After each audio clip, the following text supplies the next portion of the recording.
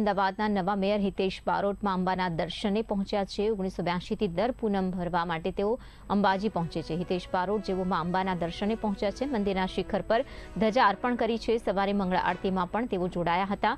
બે ધારાસભ્ય કૌશિક જૈન અને અમિત શાહ પણ તેમની સાથે જોડાયા છે। પોતાને આવી શકે છે તો પરિવારનો કોઈ એક સભ્ય પૂરે છે પૂનમ, કારણ કે અહીં ખાસ માનતા તેમને કહી શકાય।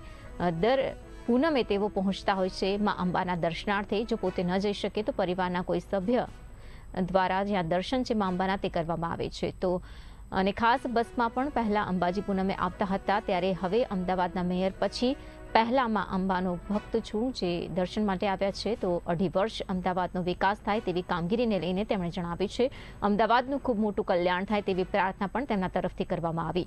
બે રમોત્સવમાં સારું એવું નામ વિશ્વમાં થાય તેવી પણ તેમણે પ્રાર્થના કરી છે। અંબાજીની ચાની દુકાન પર સામાન્ય નાગરિકની જેમ તેમણે ચા પીધી। છેલ્લા 25 વર્ષથી આ જ ચાની દુકાને તેઓ ચા પાણીને નાસ્તો કરે છે।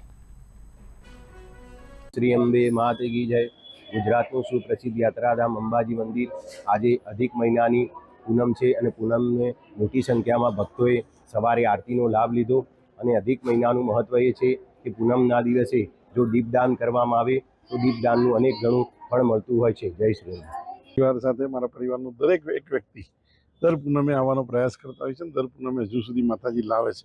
સીધી અમારા મિત્રો છેલ્લા વર્ષોથી અમે સાથે આવીએ છીએ અને માના દર્શન કરીએ છીએ। મેયર તો પછીની વાત છે, હું માનવ સેવક તરીકે અહીંયા આવું છું અને હર હંમેશા પૂનમ માતાજી અહીંયા લાવે એ જ મારી પ્રાર્થના હોય છે। હર હંમેશા અમારી મિત્રોની અમદાવાદ શહેરનું કલ્યાણ થાય, આવનાર 2.5 વર્ષની અંદર અમદાવાદ શહેર ખૂબ મોટા પાયે વિકસિત થાય અને આવનારી ઓલિમ્પિક અને 2 ગેમોની અંદર બંને માતાજી સુખ શાંતિથી અને અમદાવાદ શહેરની સુખાકારી વધે, રોગમુક્ત અમદાવાદ રહે, સ્વસ્થ અમદાવાદ રહે, હરિયાળું અમદાવાદ રહે એવો પ્રયાસ હંમેશા રહે એ જ પ્રાર્થનામાં અંબાના કે મારા અંબાના ચરણોમાં કે મારા અમદાવાદના શહેરના સૌ લોકોને ગુજરાતનું શહેર સૌથી મોખરે છે એવી રીતે અમદાવાદ દેશના 4થા નંબરનું શહેર છે, એમાંથી સૌથી આગળ શહેર બને એવી મા અંબાની જગદંબાના પ્રાર્થના। બોલ શ્રી અંબે।